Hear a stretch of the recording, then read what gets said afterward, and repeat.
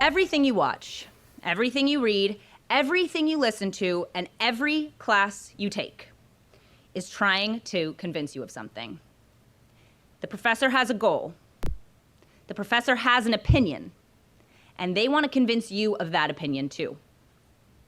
It's your responsibility to learn how to recognize it. Get good at hearing the bias in everything presented to you, whether it be on your own side or someone else's. You can practice that now with everything you watch. The movies and TV shows that you're watching that you might think, oh, this is just a storyline, and this is just a character making decisions. But then you have to remember someone is writing that storyline for a reason. They want to convince you of something.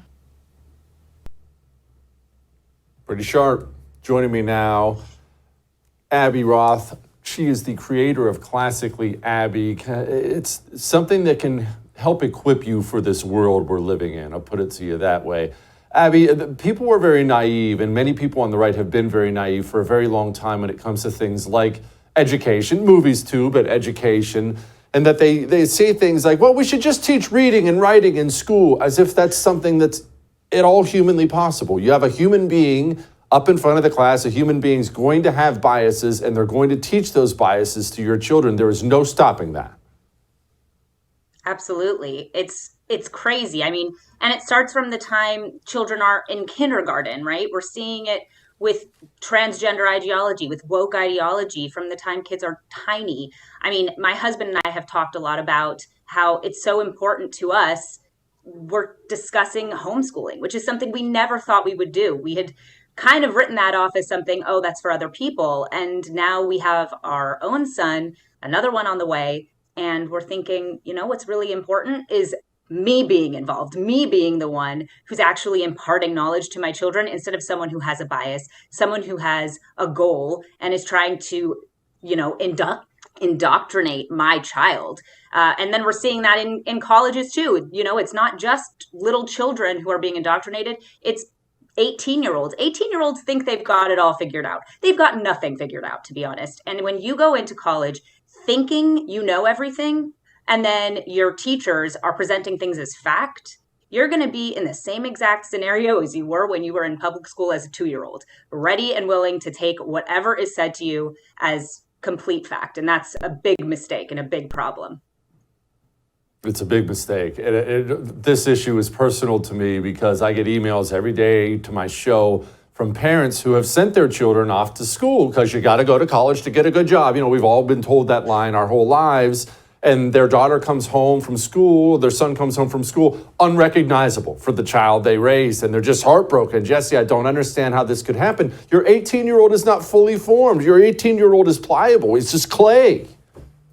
Totally. I hate seeing that because I think a lot of people don't realize how far the colleges and universities have gone as far as being to the left. I mean, I think I just did a stat in that speech you showed about how 98% of, I don't remember which university it was, but 98% of the staff and professors at this university donated to Democrat candidates in 2020. And I mean, that's very indicative of what they are trying to sell you and sell your children. So I think this naivete about how everyone needs to go to college, which, by the way, I hate that as a standard. I think that that's a really bad standard, given that most people who are going to college nowadays have no idea what they want to study. So they just go and put themselves in debt and study something that is totally irrelevant to whatever they're going to do in the future. I think that is a problem in and of itself.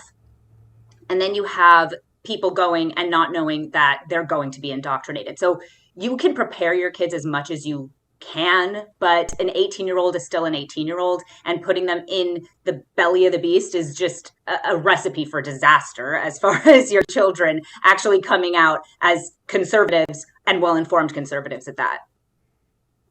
Yeah, imagine dropping $100,000 to put your child in that just so they can find themselves, or whatever hippie crap they say nowadays about college. All right, I want to focus on something different. You went to the Manhattan School of Music and you sang opera. Now that sounds like it has to be the most calming environment in the history of mankind. What was that like? Yeah, I would say that's about right. The day after Trump was elected, many people on the staff and many students showed up in black. They showed up wearing mourning clothes as if they were grieving, and a lot of our professors excused us from class if it was just too emotional. I'm not going to lie and Ah, deny the fact that I definitely took advantage of that just to get a day off of school, but many students actually needed that. That was kind of the environment that I was in, and it meant that I, who was on the right, on the right, obviously conservative, I felt like I couldn't say a word about my beliefs because I knew I would be blacklisted. I mean, people talked about politics openly, but only if you were on the left. And that's kind of a thing I talk about a lot, is that I don't believe people need to talk about politics in the workplace. I think that's a big mistake, actually. But if you are going to talk about politics in the workplace, if that's something that has been okayed by everybody, you can't just have it be on one side or the other. You have to be able to have a conversation. And so in my space of obviously the arts, opera, it meant everyone was talking about politics, but only if you were on the left. And it silenced all of those of us who were on the right, which was a fair number of people, but none of us actually knew it until it kind of came out that I was on the right.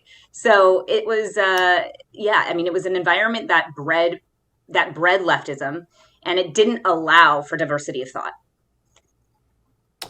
are we too silent? Because I hear this story a lot, and it's totally understandable. A 18-year-old girl walks onto a college campus and surrounded by people who hate everything she stands for. You're going to shut up. You're going to sit in the back of the class and not say a word. Do we need to try to change that mentality? Should we be more aggressive? Maybe not necessarily on campus, maybe not necessarily in work, but we all talk about going to the family Thanksgiving and liberal Aunt Peggy comes in harping about how much she loves abortion. We all kind of roll our eyes or walk away. Should we let her know that she's full of crap? So actually, I am maybe going to flip that. I think in a family environment, depending on the situation, it can just be too much to get into like big family political arguments, because sometimes peace in the home is important. Not always, but sometimes. When it comes to abortion, maybe not so much, but in other topics, maybe so. But as far as, what I said about politics in the workplace, what I meant by that is if people are not talking about it at all, that's fine. But I also think that, and I've changed on this. I used to think, just be quiet, just kind of leave it to yourself. You don't have to share your real thoughts on this.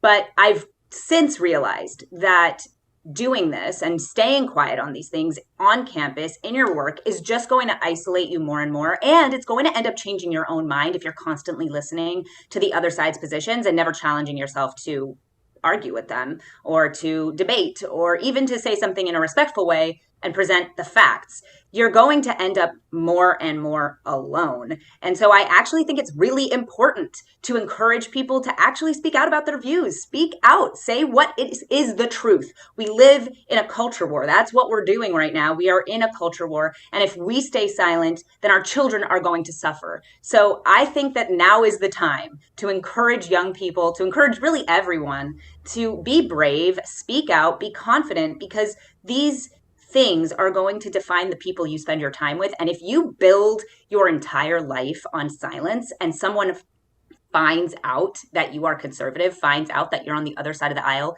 and that could destroy your life, I mean, that's an incredibly stressful position to be in. And I would not encourage that for anyone, whether that be a college student or a grown person.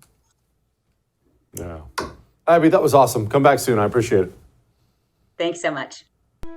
Are you tired of watching your beloved nation fall prey to the insidious grip of communism? The Anti-Communist Manifesto by Jesse Kelly is the ultimate guide to fighting back against this destructive force. Discover the shocking truth about communism infiltrating our education system, corporations, and even environmental movements. Unmask the true agenda behind groups like Antifa and Black Lives Matter and learn how to protect the United States from the most malicious enemy. With extensive documentation of past atrocities, you'll see the undeniable danger posed by this ideology. Arm yourself with knowledge and join the fight to preserve the American way of life. The Anti-Communist Manifesto, a new must-read book from Jesse Kelly. Get your copy today at jessekellybook.com or wherever books are sold.